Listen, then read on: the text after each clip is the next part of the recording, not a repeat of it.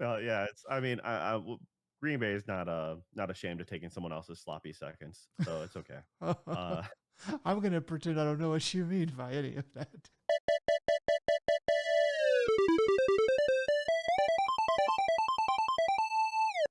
Hello and welcome to another Dead Pixel. We're a podcast about video games, anime, entertainment, life, a little bit of everything in between. I'm your host, as always, Joe, and with me, the gentleman who is the connoisseur of deep fried cheese curds, Nick. How you doing, Nick? Doing good, doing good. Yeah. So yeah. Cheese curds. I happened to be in Wisconsin recently, and there were people walking down the street, and they were getting in an argument. And as often happens, they looked to me, even though I was a stranger to them. They looked to me and said, "Sir, you seem very wise and honorable. Will you help us to settle this cheese curd argument?" And so I tasted the cheese curds. These were all fried cheese curds, to be perfectly blunt, and I did pick the best one, and it was the right one, and um, there was little to no violence because of what I was able to do. And I just, somebody there was a as I was walking away, there was a little old lady, and she said, "Not all heroes wear capes," and I said, "You're right, ma'am." Yeah, and surprisingly, no one from Wisconsin told you to go back to where you came from. They did, Uh, they did, but that was later. That was later, but and earlier, but right at that moment, that didn't happen. Yeah. yep. I heard your football team got a great reception 6 minutes into the game. And yeah, I Uh, forget who you're going against. They got spat on apparently by the other. yeah, I thought that was before the game started. I actually missed the beginning of the Cowboys game, and my dad texted me. I thought he's not a Cowboys fan because he's a piece of crap, but so I thought he texted me, but it was kind of vague about it, and I was like, what? So I thought he was just being a jerk about the Cowboys, something like that. And then I started watching the game, and they replayed it and stuff like that, and talked about it. Yeah, an Eagles player spit on our quarterback, um, and stupid, just a dumb thing to do. Um, I mean, so even though they probably did deserve it, it was a very stupid thing to do. I have no Well, I stake in. mean, yeah, like it's like okay, so what actually happened? It did kind of look like, I mean, not that this is an excuse for it, but like I think I think our quarterback, I don't want to say he played mind games, but he might have goaded the guy into doing it a little bit, or maybe known if he could antagonize him and get him thrown out. And if he did that on purpose, then I'd almost be more proud because that is part of the game, is goading somebody into getting themselves thrown out. But yeah, because the Cowboys were never going to win that game. But there's a world in which they could have, because it was pretty close late. And if they had won that game and the Eagles had lost, then it would have been pretty easy to lay the loss at that guy's feet, or at least say, "Hey, man, you definitely did not help," because he was a really good player apparently, and the Eagles are already kind of thin at the beginning of the season because they have a lot of injuries. Anyway, but yeah, that happened. Yeah. All right. How are you, Joe? Uh, doing all right because I'm not watching football. I got Okay. better things to do with my weekends. Yeah. And then I did happen to buy two on sale Cowboys Micah Parsons jerseys. So I don't know if you heard about this, but Micah Parsons, our all-star pass rusher or whatever, having a contract dispute, and he got traded to the Green Bay Packers. So you guys get to enjoy him and he is good. And we might have just given him a Super Bowl ring with that trade, but yeah. So I got some on sale jerseys, which I'm hopefully going to be very happy with. All right. Yeah. I mean, you should totally come up to Wisconsin again and wear that jersey in particular. Just With like a cheese head too.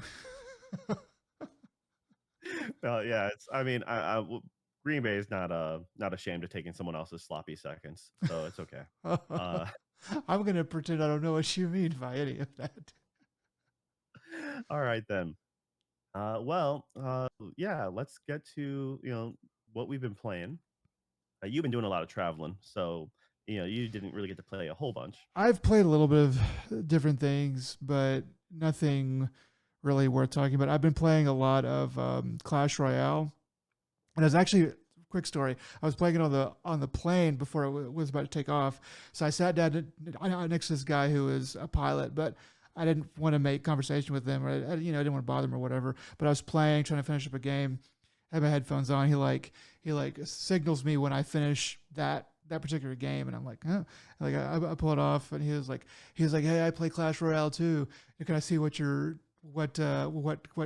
cards you're running? And I was like, oh yeah. So we talked about that for a little while, but it was just funny to like for somebody to be like, oh yeah, I play too, and just kind of randomly.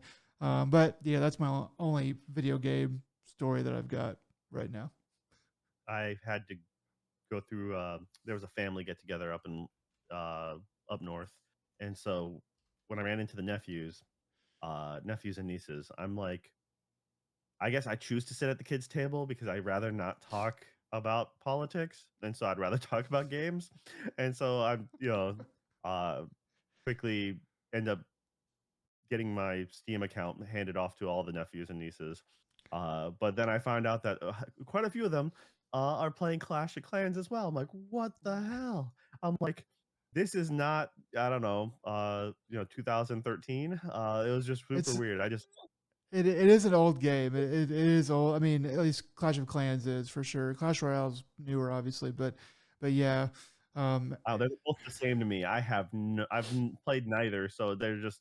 It's one of those things. I'm like, it's amazing that people still play these things, and yeah, I mean, it's just one of those funny things. It's like at the same time, uh, I it turns out that young kids still listen to all the same music that I listened to in high school. So I was just like, okay, uh, I'm maybe not as bad as the youth pastor who tries to relate to the young children, because I'm like, oh, I actually could legit talk to you on a like on a real level. That's kind of interesting, uh, you know.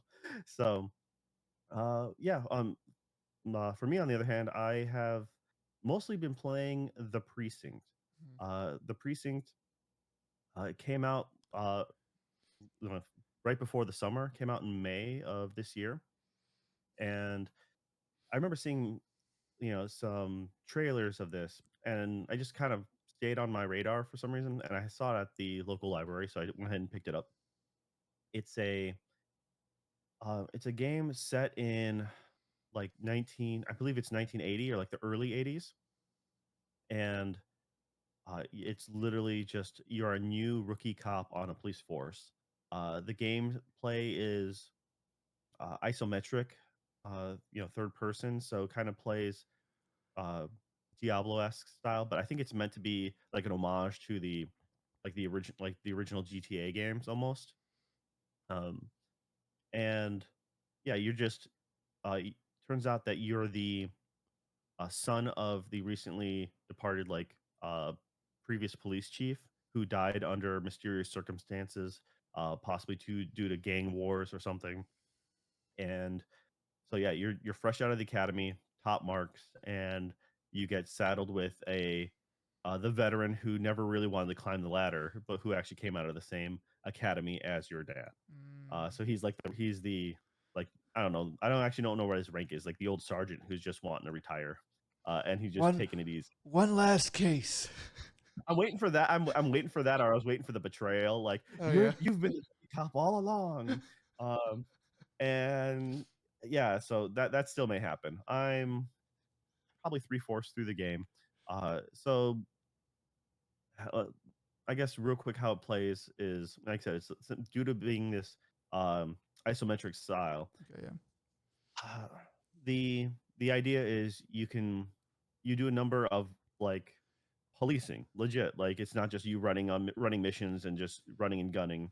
Uh, they have you walk in a beat so that you can literally just at any point pull over your squad car and then jump out and write a parking ticket. Uh, and they have the city divvied up into squad to areas, and you have little mini objectives per area. So like in this district, they want you to write X amount of, to be on foot writing X amount of parking tickets. This other area, just solve this many crimes, stop this many crimes. You eventually unlock different abilities or different things too. Like you can ride along in the helicopter and help stop crimes that way. And when you're in the helicopter, it's just you just have to follow report like to any call-ins, and like if there's a police chase or something like that, you find the car, you just hover with the spotlight, and then as you follow them, you have a meter that grows. When the meter grows to a certain amount, you can then call in for extra support. So you can call in for an extra squad car. As you level up, you have more firepower at your hands. So you can get like a SWAT vehicle to come in. And it's kind of hilarious because as you're flying around in the helicopter and you call a squad car, sometimes if it's timed right, you'll see the squad car, like the pursuit vehicle is going north.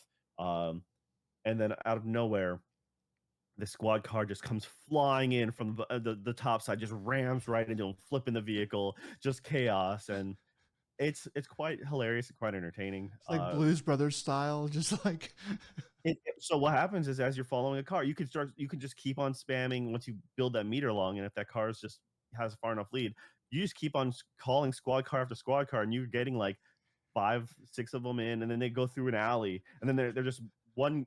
As a couple of them are pursuing, one dude just comes careening in, hitting all the other squad cars, missing the guy. The guy just keeps on going. Yeah, it is kind of comical that way. Uh, Based on what you do as you're policing, you get a bunch of experience as well. So, for example, some of the things you can do is if you see someone drawing graffiti, you can try to you confront them for vandalism. They'll either give up on the spot or they'll run, and if they resist arrest, then as you run and catch them, you can either you can tackle them or something like that. They give you this whole little police book of crimes and the amount of force needed. appropriate So force. yeah, so you can Stop straight up use, resisting! Stop resisting! he has a gun. No, it's yeah, no, it's more like for sure, you get in trouble if you can't use deadly force on someone who's doing vandalism. Uh but then as you arrest them, you can then start there's an option for you to add the charges. And so they have a couple different, it goes a little more in depth than I expected. So you can check their ID, run an ID check to see if there's any existing warrants out for them. You can check their person, see if they have any contraband, some narcotics, weapons, counterfeit money, or counterfeit like jewelry or any items. And like you literally can just look at your police manual and be like, okay, I forget.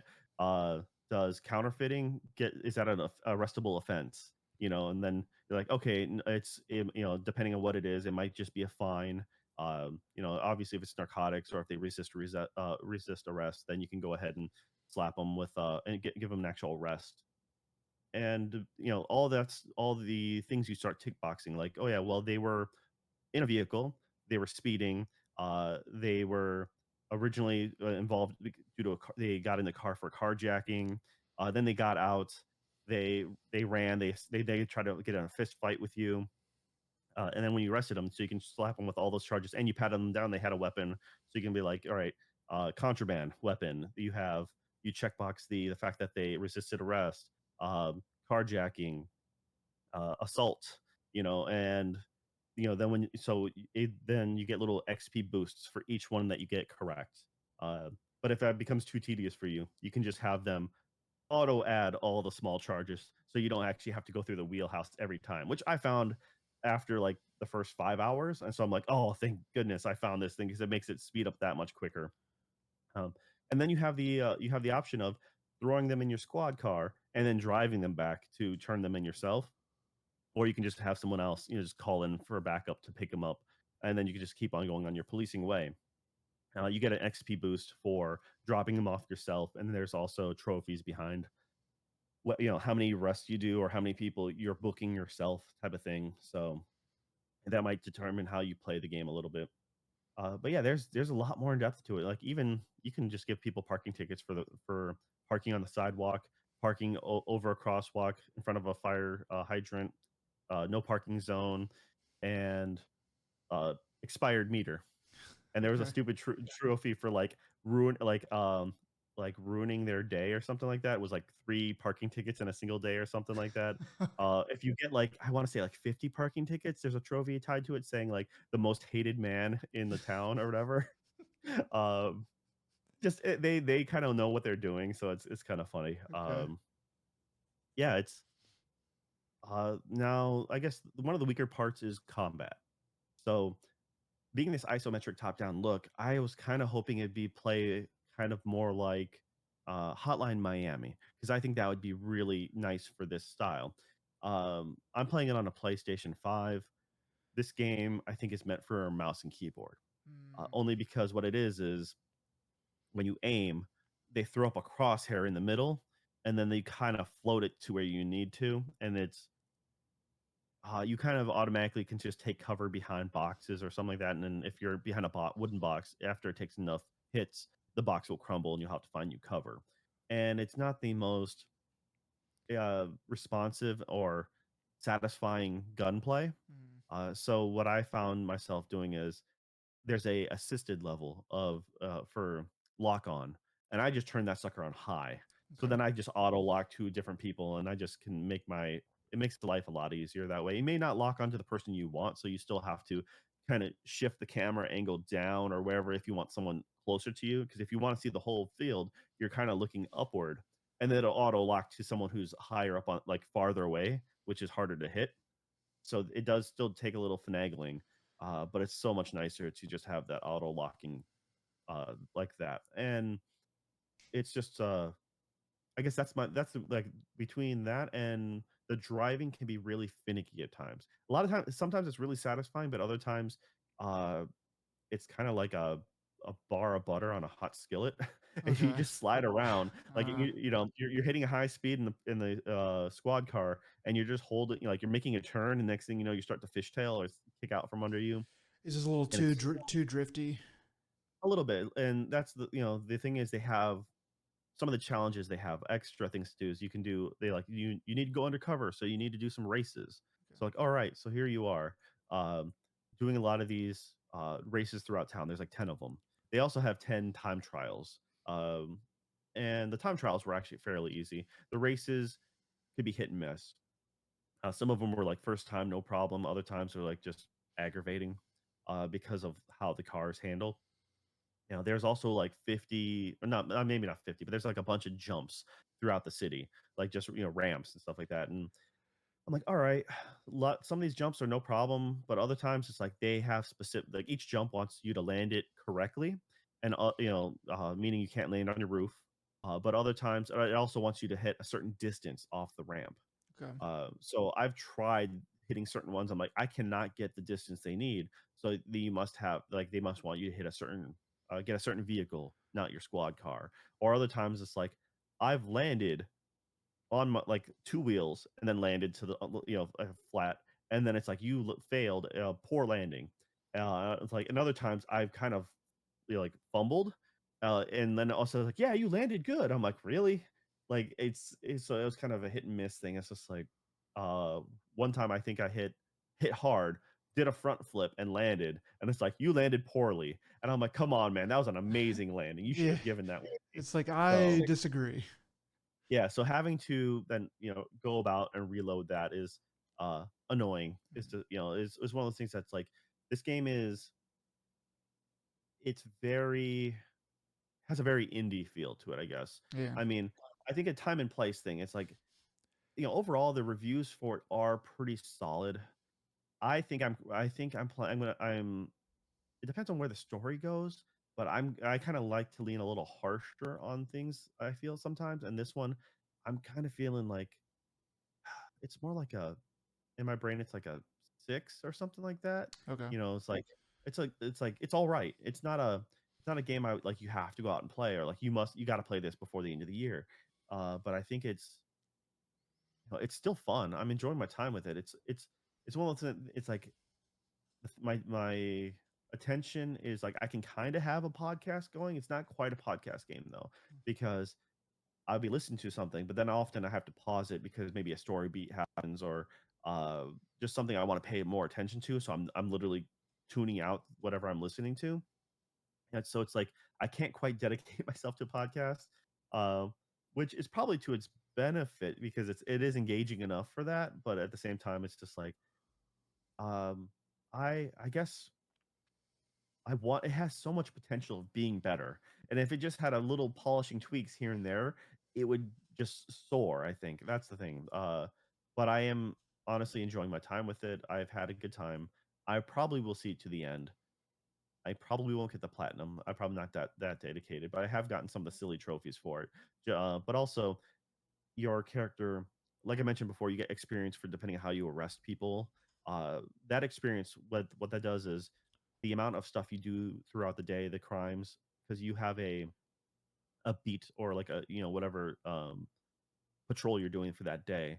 It's an actual shift. So like some of them are 6 hours up to like 12-hour shifts, and each district wants you to accomplish so many things, which is kind of it's a neat aspect, but I feel like it's also kind of a time waste because like, oh, we want you to uh, solve so many crimes, like 7 crimes in an area.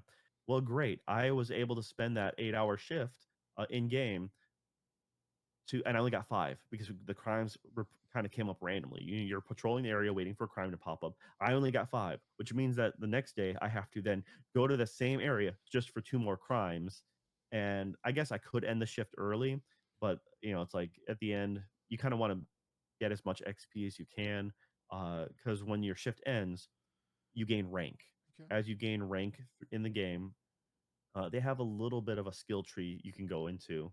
Some of which are like uh, combat related. So like you could carry more ammo, you get another holster so you can carry another gun, or like health related so you can have more health, more stamina so you can run faster. It's or run faster and run longer.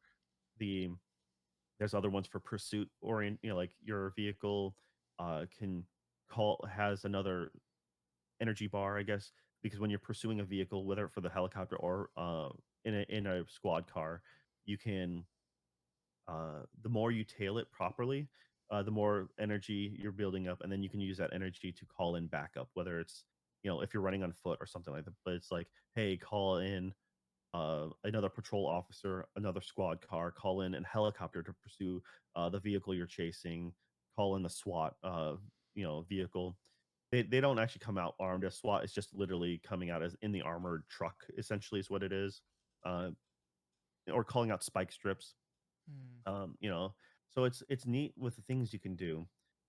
Also, as you're leveling up, it unlocks new scenarios or new kind of beats to walk down, or like those are unlocking as you're um, getting the amount, getting those districts oriented. Like, yeah, I got those 6 parking tickets in this one area. That unlocks a new thing for me to do, a new patrol. Uh, or if you like, eventually, I think I unlocked, and I think you unlock from a revolver to, a regular handgun to because I leveled up. Then yeah, I eventually unlocked an Uzi. You unlock a shotgun, an older pump action shotgun. Then you get more of a riot style shotgun. You can get uh, like a carbine rifle, and then you can. I ended up getting like more like an M16 style. It's like so you are unlocking all these things. I'm like, all right, so that's kind of something to progress towards, and at least you're not limited to that whatever shift you're patrolling. You can, even though technically it's like working. It literally says like unauthorized overtime. Okay. Return back to the precinct, but you can still do other things like I mentioned those races. So I did a bunch of races, and then just came back with a massive amount of XP.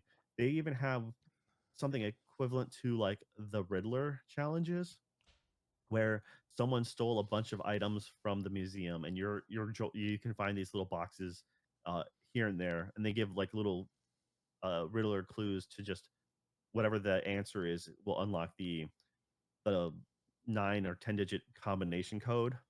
So one of them was like, yeah, when was like every police officer should know when the police precinct uh, was founded or something like that.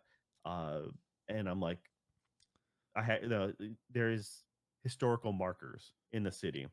and that's where that comes into play. You have to then go hunt down these historical markers to then read a plaque to find. I'm like, that is there's a trophy behind that too. I'm like, that is strictly for a guide. I'm like, Mm. I don't have time for that. It's like, and that's some of these riddles are equivalent. Like, it's like one of the like, when did the police chief die or something like that. And I'm like, well, then you have to look. It says it's clever, but it's not clever enough. It's just like it doesn't really make me want to engage in this. Like, you're almost there, but you need to make it a little easier or make it a little more interesting for the world. Like, it's just a weird aspect to it. So it's like you're almost at a really good game. You're just like, if you polish a few things here and there, few like accessibilities or make things a little bit more smooth, Yeah. and then you really got something great. But until then, it's just like I said, it's like a solid six. It's all right. If you're gonna play it, like it's most definitely a good. It's like it's not you're not wasting your time. You're gonna have an okay time, but it's just not going to be the most like I was hoping something more from it, and at the same time there is a serial killer like crime going on that you're slowly uncovering. I found three murders, and so I'm curious where that line's going to Okay. go. You're trying to take out two different. In the beginning, you take out like a major gang, and so two smaller gangs are trying to fill the void. So you're building cases. As you catch people in their turf, you get clues to unlocking like the lower crime bosses. Then you get to the number two in charge, and then you can unlock the actual crime boss themselves.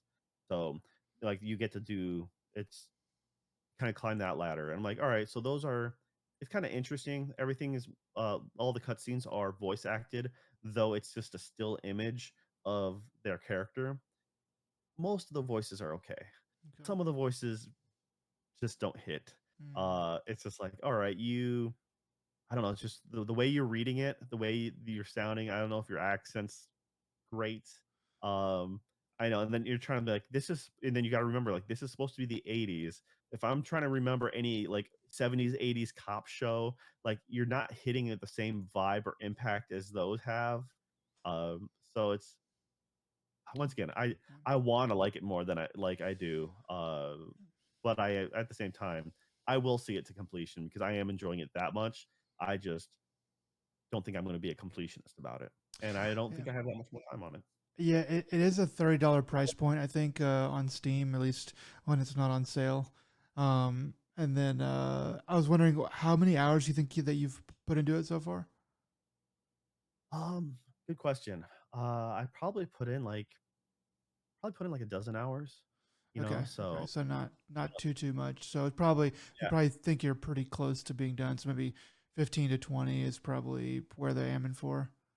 Yeah, it's and knowing myself, I generally like to explore a lot of things. So my time is usually longer than whatever the average person is, So if you're going straight story or if you got a quicker grasp of it, because I did a bunch of I did a lot of driving and doing some silly stuff. Later on, you can once you level up a certain amount, you can customize your own patrol. So just to see what I could do, I think I did a 24-hour shift with the helicopter, and I just flew around with the helicopter. And that was an easy way of getting experience. Um, yeah, it's like I said, there it's just kind of fun to do the thing. Like it's just going through the motions is all right. Um, just sometimes it's a little frustrating when you're doing a car chase or if you're trying to do a time trial or something like that, and it wants you to be precise.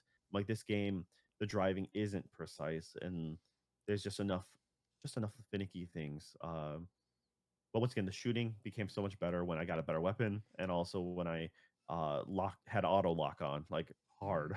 It's like Yeah. usually I don't like to. I feel like in a first person shooter, I won't really do heavy assistance or at all because I want that to be kind of a me thing. Maybe a slight lock on just to get me in the right direction depending on the type of game.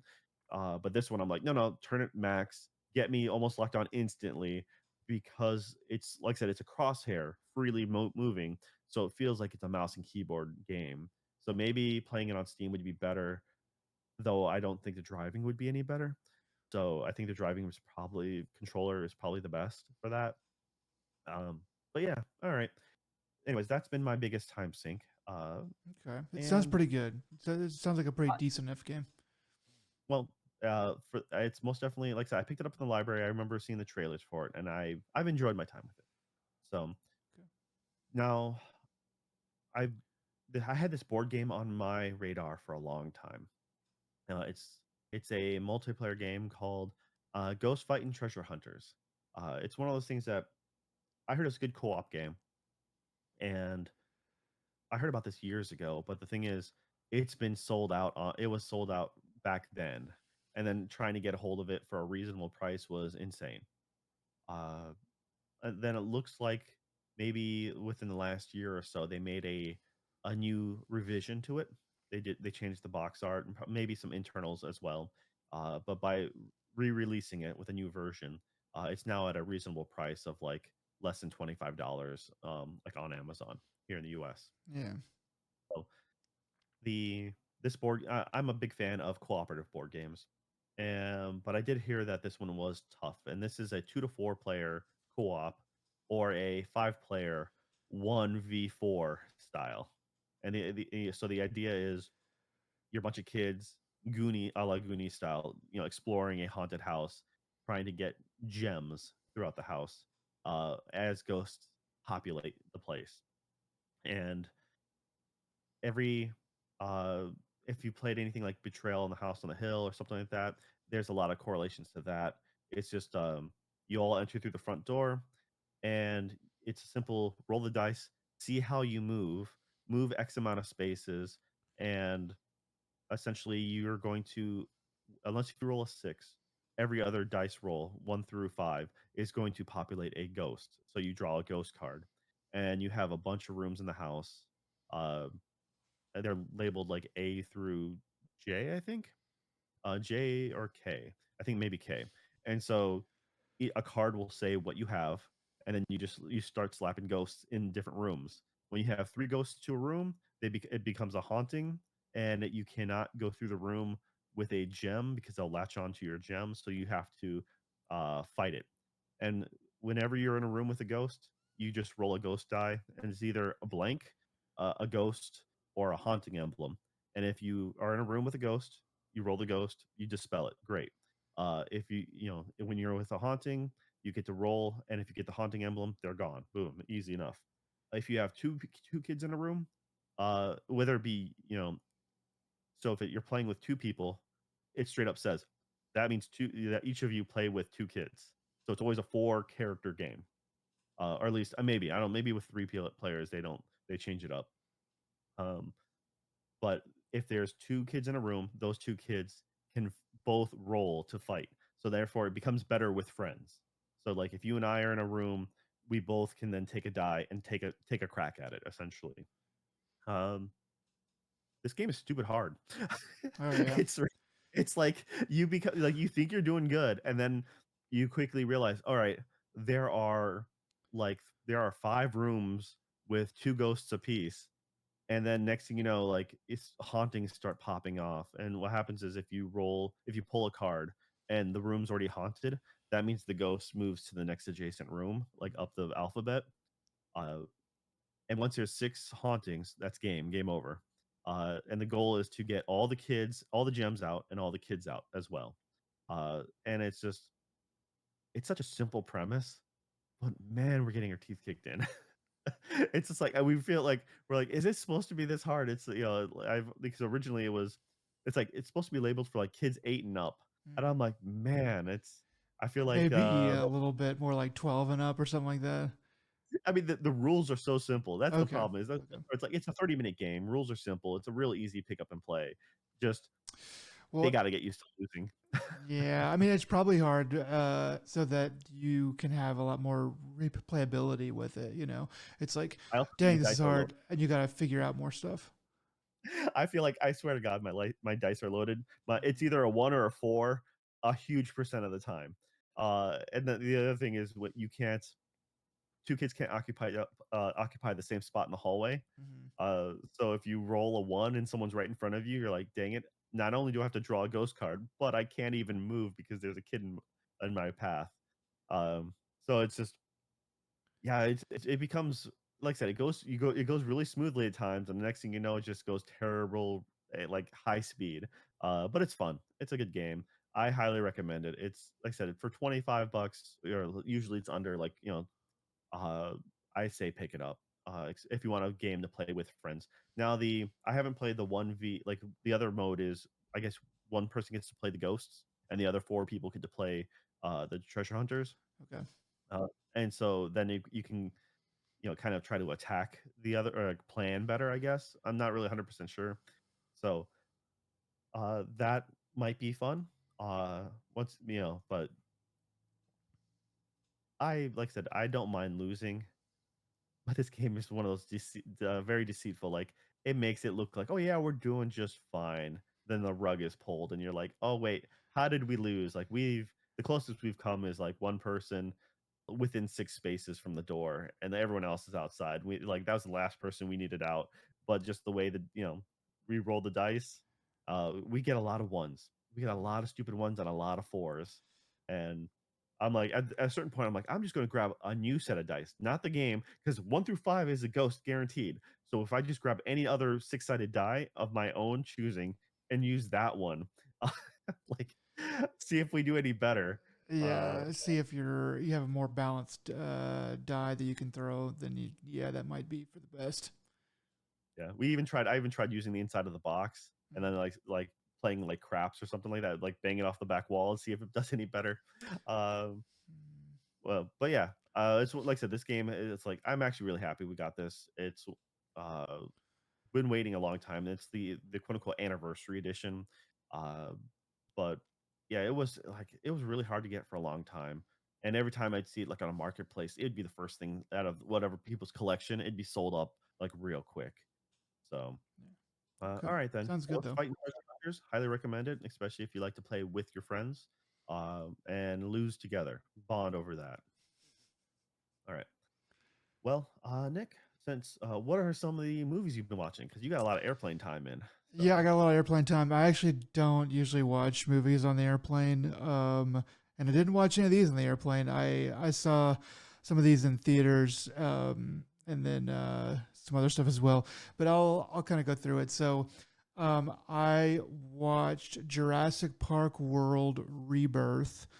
Um, yeah, so this movie, so kind of watching this movie and maybe before actually going to see it, I tried to be very aware of my expectations and tried to be very aware of what Jurassic Park is now. You know, the 1996 Jurassic Park, Steven Spielberg directed, and then the second one is Well, the Lost World. These just really, these Jurassic Park just isn't that anymore, especially not that first one. There's they kind of go for a sense of wonder, but it's really hard because there's been so many movies, and it's kind of old hat now to really invoke that sense of wonder, even in the world that they're in. Dinosaurs have been around for in that universe have been around for 30 years, thereabouts. So it's these movies are really just more of monster action movies or action monster movies. Um, and so it's pretty thin on plot. I don't really know why it's called Rebirth. Um, I because they can ended the last trilogy. Okay. Okay, but that's like an Our World sort of name. Like, why is it called Rebirth for the characters? I can kind of see there's some couple things I'm like, okay, but it's not immediately apparent to me. Not a big deal. It's a nice sounding name. It's whatever. But It's better than saying the Jurassic World. Okay, it's I honestly think the naming convention is for us, not as a viewer, because after having the Jurassic World and this being the fourth in the Jurassic World right. series, it gets confusing. Yeah, So I guess that's my problem with it is that it's named something just for us. I mean, it's not bad. It's also not particularly great. Scarlett Johansson and Mahershala Ali are the main leads in this. And those people are both really good actors. So they've both been, Oscar nominated. Pretty sure that Ali has won an Oscar. I could be wrong about that. I'm not sure if Scarlett Johansson has won, but definitely very talented, both of them in their own right. And they are, I mean, they're not really asked to do a lot in terms of acting, mostly just action stuff. It's kind of weird to see them, honestly, to see them in this movie. Like, they're good, they're fine, but it's like, why are you guys who are not, I mean, I don't really think of them as like action first people, action first actors. I'm just kind of like, why are you guys in this movie? So anyway, but it's a nice popcorn film. If you can kind of turn your brain off and just sort of watch the dinosaurs, chase them, and keep track of, they're chasing after this, they're going after that. It's okay. It was pretty all right. But what was better, I think, was Superman, that just came out this year, which it is just called Superman. There's 2025. 2025. That's how yeah. Yeah, that's pretty much it. So this, I heard it was pretty good. I was very skeptical, but I did really enjoy this quite a bit. It was not perfect, but I think that for DC in general, and especially for Superman, or maybe especially for DC and also for Superman, this movie is a step in the right direction. It's like, with James Gunn as the director, you can tell that they're stepping into that Marvel Guardians of the Galaxy direction, where it's like, okay, we're going to have serious action and we're going to have stuff that's happening, but we're going to have an undercurrent of lightheartedness. Nothing's ever going to get too serious. It's going to be fun to watch. It's going to have jokes, but nothing that's really just going to take you out of the movie completely. And it's going to be creative, and we're going to go here and there and have like change of scenery, and we're just going to feel like we're doing things through the whole movie. And that is what they managed to do with this movie. I think everybody pulls their weight. I was actually really impressed. Honestly, there's something that happens in most movies, especially action movies or superhero movies, where there is the person who is the hero, and then there's everybody else who is just playing their role to be saved, or to be this, or worst of all, to just do nothing. It's like this character, they get talking time and they don't actually do anything. They're not there to serve the plot at all. They're just kind of like, I don't even know why the person was in this movie. This movie does not do that. This movie is very good at, like, this character, they're going to say this funny line, and then they're going to have this bad thing happen to them, but then they're going to do this other good thing to help the team. And then Superman is going to do a lot of the heavy lifting, but he's also going to need help from the peons, from Lois Lane, and from other people. So I really had to respect the writing quite a bit for that aspect of it. And then, the special effects and stuff like that are all good and stuff. And it was just nice. It felt like they threw the kitchen sink at it in a good way. They were like, we know that who Superman is. We live in a post Homecoming, which Spider-Man was it, where they just skipped all of the all of the intro stuff, all of the origin story. We live in a post superhero origin world, where it's just like, we know that let's just go. And that's where it starts, and I think it's a good decision. So yeah, it was really good. I can recommend it if you're into superhero movies at all, and you don't just hate Superman. I could recommend pretty much anybody at least giving this one a try. Yeah, I've been looking forward to this one because of James Gunn. Granted, the Guardians humor isn't necessarily for every movie, Yeah. but James Gunn is a fresh take and a fresh look at the series that is kind of needed uh, because DC's just been tonally off for a very long time. Uh, they they were floundering. They were like, instead of riding the ship, they were just running it into the ground, running ground, because they're like, we got to stay the course. We're committed to this bit now, and that was a shame. So it's now that they have a fresh new start, uh, like, this is, from all the reviews and all the accounts, it's like, hey, this is a solid footing.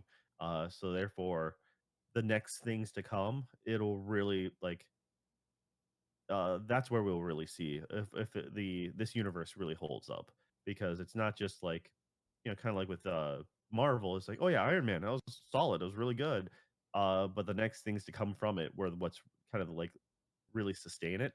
And like, all right, well, Marvel's kind of now done until they do something really good.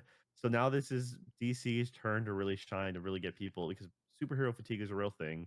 uh Unfortunately, a lot of Marvel movies have that James Gunn Guardians humor. It's just like, everyone tries to be too quippy, and everyone tries Mhm. to make, like, snarky jokes. So there's a time and place for it, and there's a group like dynamic that needs to be there for that.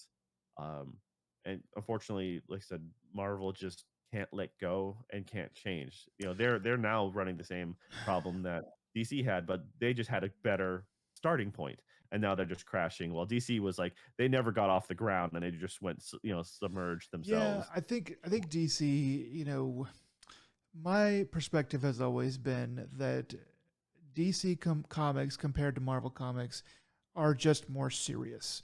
Like they've had a lot, like Vertigo comics back in the day was like their offshoot sort of indie. They kind of let those guys do what they wanted. The Watchmen came from DC, Swamp Thing. I mean, those are all Alan Moore. But then it's just been they've been more artsy about it. They've been like, you know, comics are a high art. Whereas Marvel has always been like, yeah, we have some of that, but mostly we're just here for fun, even just in the comics. And the movies have reflected that, and it's been more successful because people, when they go to see a comic book movie, they don't really want grimdark. I mean, that was kind of the thing there that got kind of popular with Batman for a little while, but they ultimately don't really want grimdark. And this Superman stuff, is a step in that what I think is the right direction. I think they have a good core. I think the guy they got, David Corn Sweat. I think that he's he's right. He's not too smart. He's not too dumb. He seems like somebody that it's like he's getting the job done, but he also needs, the other, characters to help out. So that's been good. And the one of the things I saw is that they've already started on the next film, or they have a name for it or a release date for it, something like that. And that I think is probably the best thing they could have done, because Superman Returns back in what, '08 with Brandon Ruth, and then whenever the his name escapes me right now, the other one that they had, with Henry Cavill, um, they kind of had those movies, and then they didn't do anything to follow up. They were just like, yeah, we'll make the next one when we make it, and it kind of got in development hell, and those movies never really happened. With James Gunn at the helm, they're already starting the next one. I think it's a really good. I think it's a really good thing, and I would definitely go see the next one whenever it comes out, and uh, whenever it comes out. Yeah, it's also funny to have Nathan Fillion reprising his role as the Green Lantern, because he's been the Green Lantern for a while, or he was for a while, as in the animated stuff. Okay. So Yeah, he was pretty great in this. It was I had seen that he was in this. I didn't know how big his role was going to be, but he was he was a good character. I definitely enjoyed him quite a bit. Um, the other couple things I saw both had to do with the Alien franchise.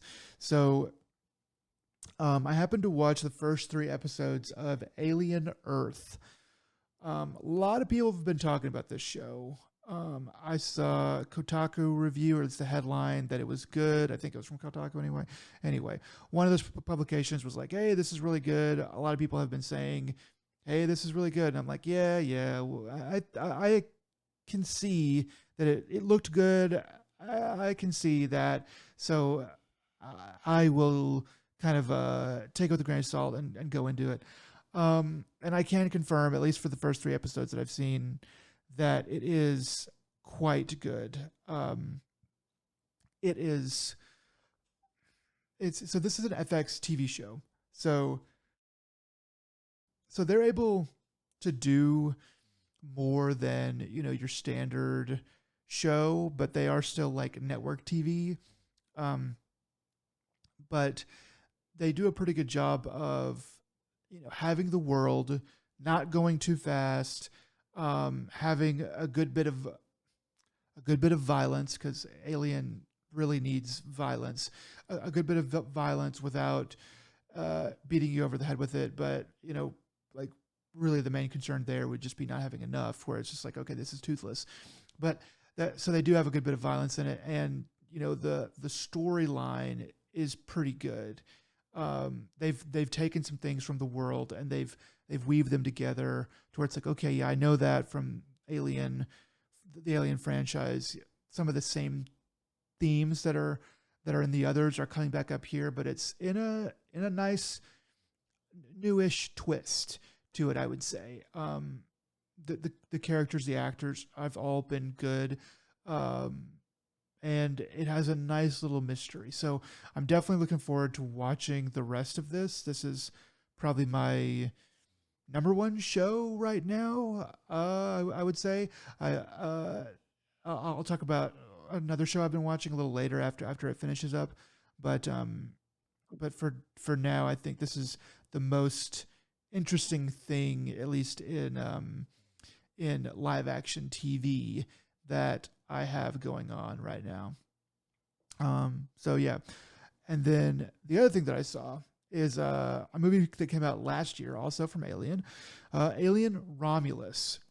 I was kind of excited to see this, but I had seen some reviews that mentioned that it was good, and then it kind of fell off at the end a little bit. And so I was like, I'll just wait for it to come out. But so I finally got a chance to see it. So Alien Romulus, it has some pretty good ideas. I think it has some pretty good ideas. They have some pretty good ways of kind of circumventing, like how in horror movies, whenever somebody does something that's really dumb, and you're like, you wouldn't do that. You would do something else. You wouldn't go down into the creepy basement. I'm sorry, you just wouldn't. You would do something else. You would break the window, or you do this, you do that. But this movie is about teenagers who are on a like a world that is not Earth, and this particular world has Saturn-like rings around it. Well, these teenagers are basically slaves to the Weyland-Yutani Corporation, and they kind of show you that. So they kind of show you, okay, they're teenagers, so they're kind of inexperienced, and they're basically slaves, so they're desperate to leave. And so they kind of, marry those two things and go and let those two parts kind of push their decision making forward. And what they decide to do, this is all at the very beginning of the movie, is they decide to try to steal some equipment from a derelict ship that is called the Romulus, or they come to find out it's the Romulus Remus, which if you know anything about Roman history, those are the founders of Rome, and it seems to be a little bit of a through line here because those two guys, as the legend goes, were raised by wolves. Well, there's another show called Raised by Wolves that has some of the same creators. So that's not neither here nor there, but I just thought it was interesting. But anyway, so they decide to go and try to steal some equipment so they could basically escape their slavery to this corporation. And this derelict ship that they decide to rob, well, it turns out to have a lot more going on than they thought it would at first. And there's some nice, like, there's a lot of nice like kind of extra things going on here. Kind of the way Alien Earth takes a lot of the things that you've seen in other Alien movies and puts a new twist on it. Alien Romulus does something similar, but in a more succinct way. And yeah, I think it it it runs very well. It has a very good, beginning, a middle, and a pretty good end. I'm not going to talk about spoilers, except to say that I kind of like after watching it, I was kind of like, yeah, I sort of see what critics had a problem with there at the end because it kind of finishes up with the story that it was really trying to tell, and there's some extra things that it breadcrumbed throughout that it ended up making into sort of an extra thing at the end. And I was just like, okay, this isn't particularly bad, but it's a little clumsy, to say the least. But yeah, I really liked it. I liked the action. It was a good blend of it's mostly like Aliens. It's a lot closer to Aliens than Alien, which is to say it's a lot more action. There is some horror in it. There's a little bit of a jump scare or two, but it's mostly an action movie, which I did enjoy quite a bit. I thought it was well handled.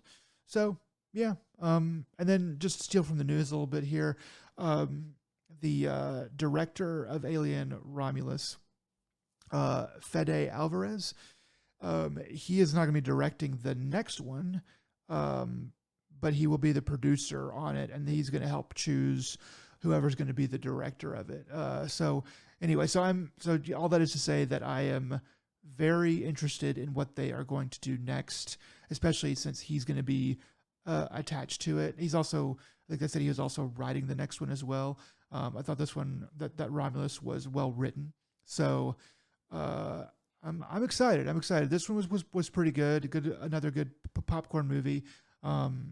And it has me very hopeful for the future. All right. That's good to hear. Because I've kind of given up on the Alien franchise since Prometheus. Yeah. It was such a crappy movie. I'm just gonna say it. There's better ways to put it, but no, it was a garbage movie. It was very poorly executed. It doesn't matter what your intentions were. What the end product was such a failure and a disappointment for me that I just kind of walked away. And that movie didn't. Ridley Scott, I'm pretty sure he did not want that to be an Alien movie. And I'm pretty sure that the studio was like, look, it's an Alien movie or it's not getting made. And he was like, it got there eventually, but it was so, you could just tell that it didn't want to be that. And I think that really hurt it a lot. yeah. Well, all right. This, it's always one of those things in the back of my mind. Maybe I'll go through because it was after what Prometheus was, what Covenant. Yeah, quite a bit later. So yeah, and then this is the follow up to that, right? Like Yeah. this is in the next series. Okay, just making sure that I didn't lose one in between. As far as I know, that's all that there's been as far as movies go. Covenant to me was not bad. It was a it was a lot more 50-50 on the horror action spectrum. And I really thought it was pretty good overall until it over explained things. That was one of the criticisms that I heard that I also agreed with was like, it's like, okay, we don't really need to know everything about this or that lore aspect of it. Um, so I felt like it fell short there, but this one, I would say Romulus is much more like, it's not perfect in this case either, but it is much more like we have a point and we are trying to make that point. And that's really all we're trying to do. Uh, so it's probably a better use of your time, I would say. Okay. Because yeah, what's the oh, see, I generally am a huge fan of the first three Aliens. I actually like Alien 3. And was it Resurrection was where that Oh series yeah, wow, yeah, originally as a kid. And then so I came in super high hopes for Prometheus. And then eventually I'm like, nope, this series got like Prometheus was worse than Resurrection. That's hard to do. Ron Perlman yeah. cannot save Resurrection.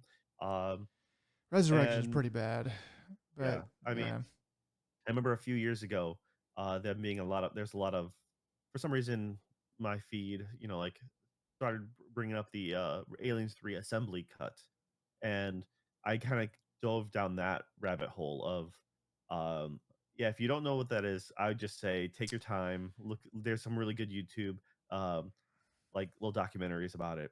But the assembly cut has made me really want to go back in and watch the original, and then compare it to that. That's kind of like so how interesting it is. so I when I went to go watch Alien 3, I purposefully was like, okay, what is the right way to watch this? Because I knew there was some kerfuffle about it, and I know that when it came out, it was much shorter than it was supposed to be. And I believe that I watched what was like the director's cut.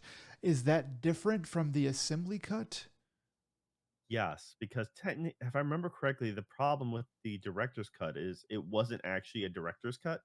It was done by I think the studio had some issues, and it was done by the cinematographer because at the time, if I'm trying to remember how this goes now, because It was a it's big almost, controversy at the time. Yeah. yeah, it's almost lore-esque, but like the director wiped his hands away. Like, was it Fincher? Like he yeah, David Finch. Like I'm pretty sure he butted heads with the studios to the point where I think the lore goes he just was done with it. He's like, that's it. I'm done.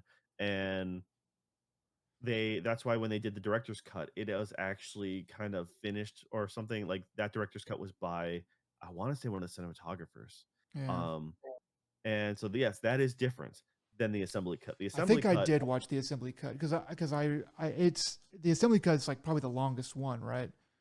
it is, but Yeah. it does a lot of things differently. Yeah. It incorporates a few people that aren't around either as much, and it gives them more screen time. Gives a little more in depth. It talks a little bit more about the whole their theology behind it all too, Mm, because the prisoners have their own little religion. religion. Yeah. Um, there's a few scenes where it makes a little more sense on how it's spliced together with the warden, and it goes really in depth in that. So, anyways, uh, I like Aliens 3, even like the concept of it, like it was the early 90s, so therefore, and it was like they did something different, and of course, uh, shaving her head was a big deal back then. Um, but I'm like, Well, they okay, wanted. Well, I remember reading that they wanted, like, she shaved her head, and it was like really hard to film and for other reasons as well. But then, like, I think they wanted to come back and do reshoots and stuff, and she was like, it's just to ask an actress to shave their head once is a lot. More than once is like, no, you guys have to figure something else out. yeah, and despite all that, I still 3 is still leaps and bounds better than Prometheus and Resurrection. That's Three, like three is good. Like I mean, it's very different. It is a different kind of good. It's a much slower, kind of more painful, depressing film. But if if you can kind of put your like art house film hat on and watch the assembly cut or whatever the ultimate cut is, um, then I think that you could probably find some enjoyment out there, or you can find some enjoyment in it if you are one of those people out there who is skeptical. Yeah. But anyways, getting back to what you've been watching, like the newer stuff. I'm like, hey, it gets me hopeful for the series again. Um, so yeah, I would it's one of those things. I'm weird, so I kind of like to watch things in order of their release, or like so because missing Covenant would means I'd have to rip open that band-aid and watch Covenant. Knowing that it is better than Prometheus doesn't mean much to me. But at the same time, if you're liking the newest film and the TV series, I might get to the TV series when it's all said and done. If it's between that and this current film, if they're decent, um, then I'm like, okay, maybe it's worth dipping my toes back in. I think that you could skip Covenant because Covenant goes off the rails, and also this Alien Romulus. If you've seen the first Alien, then that's really all you need, I think, to fully enjoy Alien Romulus. I don't remember anything from this one where I was like, oh, that was an Alien 2 or Alien 3 or one of the other things. So I think that you're probably pretty good to just go straight into Romulus if you want. Yeah, I mean, what I've stayed pretty much in the dark, but what I heard is like, it is supposed to be prequelish bait or something along those lines. Yeah, Which, it's kind of like that. Yeah. uh, yeah, which then opens a new can of worms of like continuity and other stuff. So, but yeah, once again, I'm curious. The fact that you are speaking highly of it as much as you have been, so that's actually pretty interesting on my part. So it's worth taking note. But all right, enough of that. Let's get to the news. What do you got for us, man? Okay. Quite a bit of little things have popped up. Biggest piece of news, I guess, in the gaming world in general is that Silksong finally released. Um, and boy, did it release hard. It apparently caused technical difficulties with all of the major storefronts, Xbox, PlayStation, and Nintendo and Steam. Steam especially is the main one that I heard about, probably because it's an indie game, and I think most people are probably going to be playing it on Steam. But basically, yeah, it was hard for people to access the site, and I think Nintendo had to take theirs completely offline for like a little while. So yeah, people are buying it. People are buying it and buying it a lot. So probably they are probably definitely going to make their money back on Silksong. Yeah, not a surprise. I mean, Yeah, uh, people were invested in it.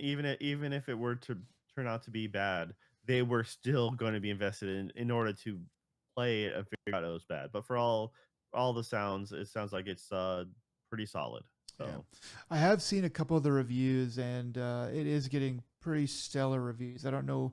I don't think it's got any tens or anything like that, but I think IGN give it a nine something, and I think it's in the eights and nines zones. People are liking it a lot.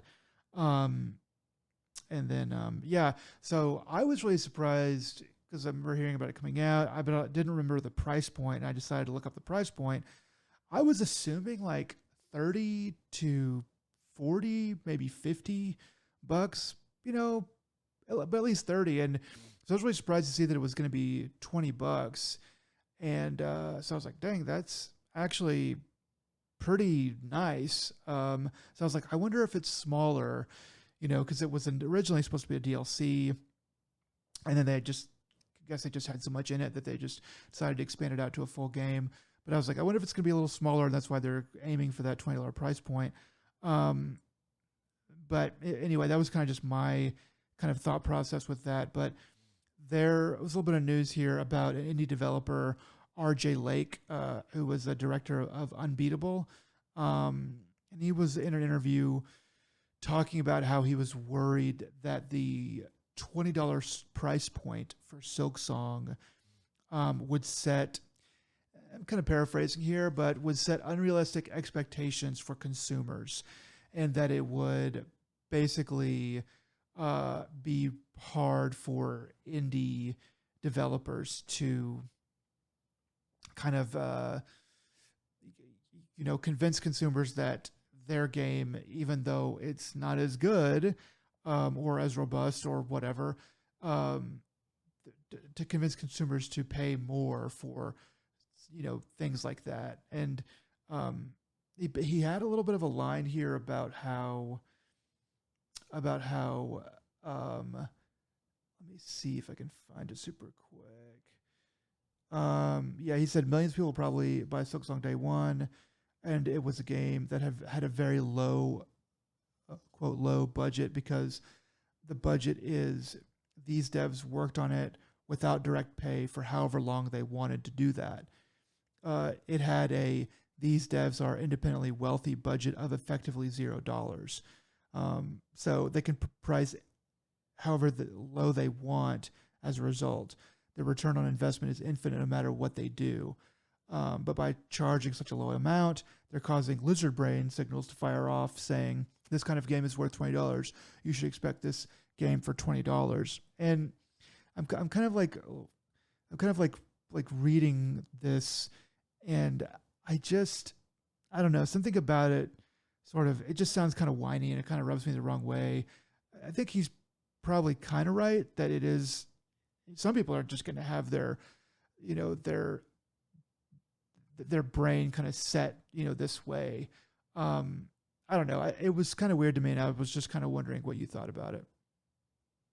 All right. Um, One, it comes off sounding super petty and It does. super Yeah. yeah, it's Unbeatable is a very different game, very different look. It's for if it's the one I'm thinking of, it's like a rhythm game. Has a very anime art aesthetic. And it's kind of a it's a neat thing. And there's a demo out for it and stuff like that. If it's that Unbeatable, if it's the one I'm thinking of. And yeah, okay, so if anything, the thing that really hurts and sets the wrong standard for is Metroidvania style games. Yeah. Okay. Okay. Which kind of already exists in a certain space where people are like, if you try charging $40 for a Metroidvania style game right now, uh, it could be didn't matter what it was. If it was Ubisoft's Prince of Persia, that came out, or if it was like the new like the only thing that can get away with it is a Metroid because that's Nintendo, and Nintendo just loves raping people when it comes to price. Um, Yeah. so that's just how they are. Like Dread Uh, was pretty. Was Dread $60? Had to be I right.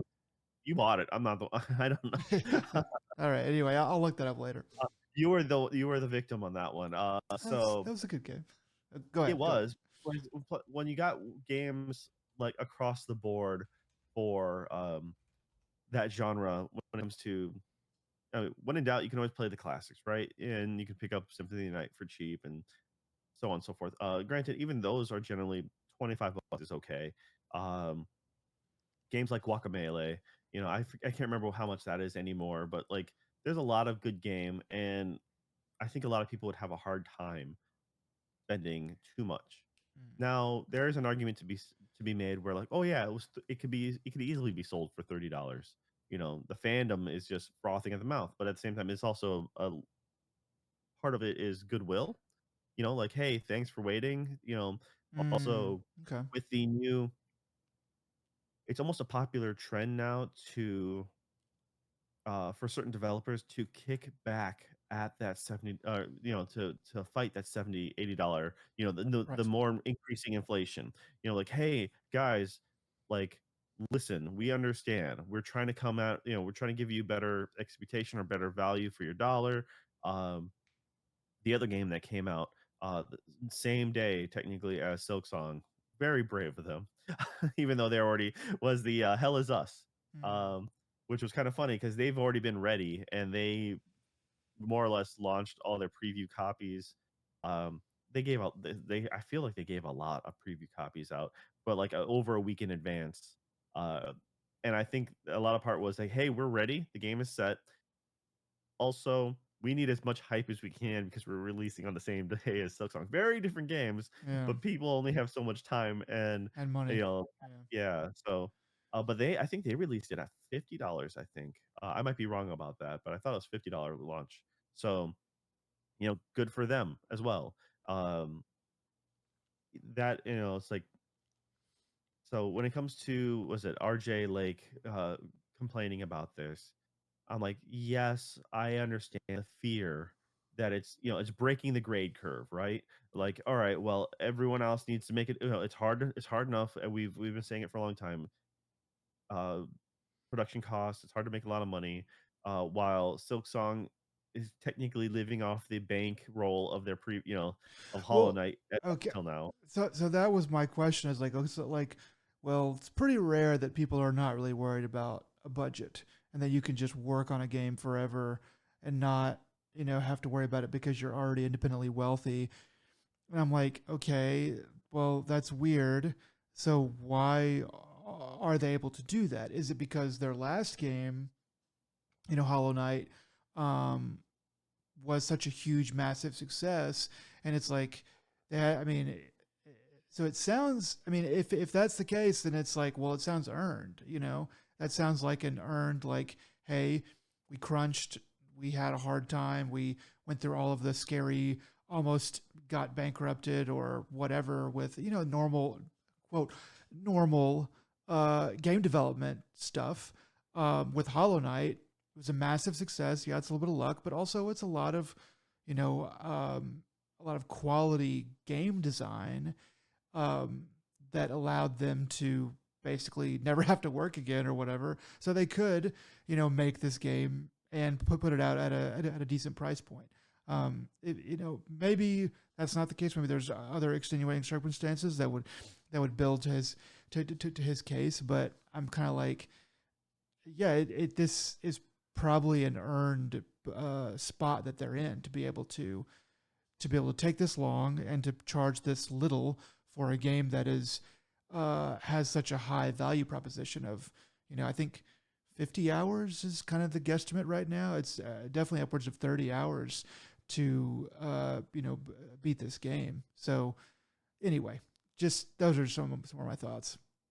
Yeah. But once again, yeah, you're looking at, like I said, the said genre of game. Metroid aside, and I did look it up, it was 60 60, yeah, me too. for Metroid Dread.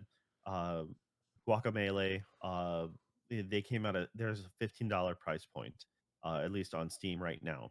I don't know what it was originally, and I can't remember what it was on when it released, like on Vita back in the day. So that was probably maybe more than, but it couldn't be crazy amounts, to be honest. And what they did as a studio is they ended up releasing like a second version of the base game with extra content. Uh, making fun of the Street Fighter motif of Super Turbo Championship Edition, and they sold that one for $15 as well. They had the sequel. Um, Also, that one was 20. They came out with add-ons to that. So I mean, there was other ways to maneuver the price bracket, but still saying $20 is a very fair price bracket for a Metroidvania style game, and those games were shorter than Hollow Knight or Silksong. Um, so to compare your music rhythm beat 'em up game to Silksong is not quite fair. And the original Hollow Knight was $15 as well. I Oh think wow. yeah. So it's just whether it launched at 15, I'm not sure, but it's currently on Steam, for like 15. So your it's kind of an apples and oranges comparison. It's like imagine if like a director or a studio head for like Call of Duty said the same stupid quote, you know, Yeah, yeah, because then of course then everyone would roll their eyes and just be that livid. person would be roasted. But that's the thing, because you expect that from a big studio like that, coming from a smaller indie developer, like okay, I understand your concerns, but at the same time, worry about your own game. Yeah, I I mean, mean that's I guess if that's your what it game is boils good, down to. It's like, if dude, your game's good enough for your 30, 40, $50, that's up to you. And if other studios like I can't the Claire Obscure team, and I can't remember their name. Um, but they thought, hey, our game is worth $50, and this is what we're going to sell it at. Uh, and good on them for it. I mean, they sold a bunch, even though their game was on Game Pass. I Yeah. mean, and historically, like a lot of games that are on Game Pass don't do well in actual sales. So that they still had proven that. I mean, so what was that? Unbeatable.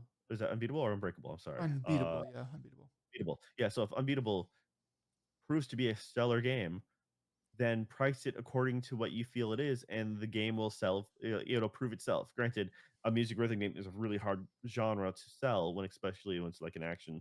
But it looks like it has a lot more to it, and it has a lot of key visuals and a lot of cool stuff that like anime over the top things. Yeah. So hopefully they do well. I mean, I don't want them to do poorly. I just, like I said, they should price it to what they think it is. And if they think their game is 30, they should not have to worry about Silksong being 20, because Silksong is a very different game. It's a very guaranteed Silksong is only going to take a fraction of like the because it has like zero cutscenes, and there's cutscenes in Unbeatable, so it's automatically going to take up more space on your hard drive.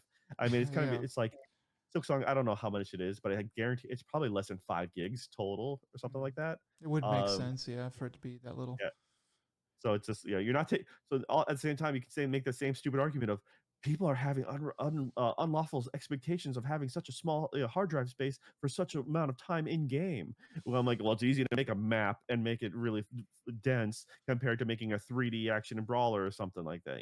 So Yeah. it's It's silly. It does just kind of just hit me wrong because it's like you just focus on your own game, man. Just focus on your own game in your own lane. Um, Not everybody's going to have hits. It doesn't mean that you can't make money at it, and that is also the reality of games as a business and art as a business. Is like you're gonna you're taking a shot, and they don't all hit, and sometimes they hit okay but not really great, and it's just it's like, okay, what do we learn from that and how do we go on from there? And if you want, if you want to be, if you this is hard to hear, but like if you want your game to be able to price your game lower, then and if it really is your game, work on it for free. There's a lot of people who have made games and worked on them basically for free with no guarantee that they were going to make money. Like famously, the Stardew Valley guy.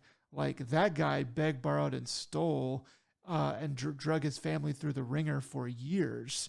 If the story in Blood, Sweat, and Pixels is accurate, he drug his family through the ringer for years. They were like, when are you going to like actually make money? When are you gonna? They were like, you have to quit this and get an actual job. And he just stuck with it, and he just added features and features and features, and he came out the other end and made tons and tons and tons of money off of it. Not everybody can do that, but like there's a little dose of that I think is good for um, game developers to have in the back of their mind, at least before they start complaining about other games being better or cheaper or whatever. Well, I was going to mention Stardew as well, because Stardew is only $15. Mhm. Okay, and that developer still makes updates to their stuff like forever later. I mean, that game came out in 2016. Okay, so it's been Nine out years for later. yeah, and it's they're still getting updates for free. No extra like paid stuff.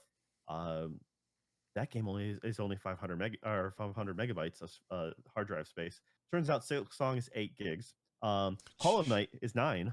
So Oh wow. yeah, kind of weird there. It's probably due to extra updates they've done to the base game. But Yeah. yeah, once again, it's price it according to every person values their game differently. I mean, uh, Ubisoft likes to price their quadruple A games at a quadruple A price, Quadruple A and games. Yeah. and the fans, will pay what they're willing to pay for it. So once again, it's a developer thing. You have to Yeah. look at your own art, and your own work objectively and figure out what it is worth, um, and whether or not you want to, or whether or not it deserves to be sold at a loss. Um, but you have to look at things like realistically too. And yeah, granted, if you can't sell a game cheaper than X, Y, or Z like price, then you can't do it. That's fine. If it's worth it, people will still buy it. But if it unfortunately if it's not, or if it's a niche market, then that's the gamble you came into it as. So that's on you. All right. Once again, it just unfortunately just makes him sound very petty and Petty. jealous. Yeah. Which I hope that's not the case, and I hope their game turns out well. Yeah, I think I think he's sincere. I just think that yeah, petty is probably it's just kind of how it comes off. But you never know. Maybe maybe he'll clarify these statements at some point, or maybe I've just got it wrong. But the other thing is from Pete Hines, ex Bethesda VP of Publishing, also a little bit of salt in an interview that he gave. He said quite a few different things. I think this is kind of the main crux of it, though. He said, when you talk about a subscription that relies on content, so he's talking about Game Pass, is what I should set this up as. He says, when you talk about a subscription that relies on content, if you don't figure out how to balance the needs of the service and the people running the service with the people who are providing the content, without which your subscription is worth jack shit, then you have a real problem. So he's kind of um, talking about how let's see how did it go. So see, he's kind of wanting Xbox and the runners of Game Pass to maybe give more credit to the people that are making the content. It, he says quite a few things, but basically, what he's worried about is that there's going to be too much focus on the delivery of the product than actually the quality of the product. Because, sort of what has been kind of happening with some of the developers of games that end up on Game Pass, maybe they're kind of being undercut or kind of getting pushed around, not really making all that much money on certain things, and he's just worried about that. So this one was another thing that I was just thought was kind of interesting. Wanted to bring up. Okay. Uh, yeah. Once Game Pass is always a interesting topic because people wonder how they make any money in the long run. There's a lot of argument to be had that they're hurting the industry, much like the streaming movie subscription has kind of done a lot of. There's argument to be a lot of negative impact as well. There, So yeah, there has been. I think overall, I think movies are they're a lot like even movies that do come out in the theater are now a lot simpler and stuff. And I think you know they just have less pizzazz. I would say. I think that games are going to have the same thing happen to them. As um, subscription services start to hit more and take off more. It remains to be seen. I hope not, but I fear that is something that could and probably will happen. So I kind of see what Pete Hines was saying there. Just one last thing. A little bit of PSA, I guess. Nintendo ends repair support for the new 2DS XL is what the system was called. So that basically means that all 3DS models are now no longer supported. So if you need repair on your new 2DS XL, then you will have to look somewhere else besides Nintendo.